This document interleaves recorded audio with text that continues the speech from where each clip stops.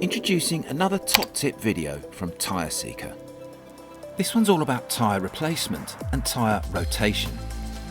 Our expert Chris Perry from ProTyre has been in the business for 25 years now, and there isn't a single thing he doesn't know about tyres.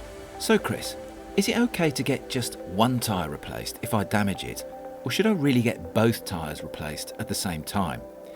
And which end of the car should I fit two new tyres to? Front or rear? And why? As far as tyre replacement is concerned, we always recommend them to be replaced as a minimum as pair. 4 is ideal, but as a pair I'd recommend fitting them to the front of the vehicle. This will help with vehicle stability, handling and of course on braking. There may be a scenario where the two left-hand side tyres need to be replaced, but we would always recommend replacing the two tyres and fitting to the front of the vehicle.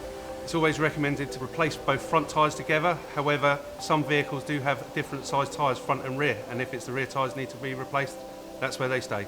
Putting new tyres to the rear, this does sometimes help with vehicle handling stability. Sometimes the tyres on the back of the vehicle aren't that worn, and actually due to age it would be worth putting the tyres to the front to get the best longevity out of the tyres. While it feels unnatural to fit new tyres to the rear vehicle instead of the front, it helps with the vehicle's stability and braking in wet and icy conditions. So the golden rules are, always fit 4 new tyres if you can possibly afford to. And if you're only fitting 2 new tyres, then seriously think about putting them on the rear axle, not the front, even on a front wheel drive car. I hope you found this video useful.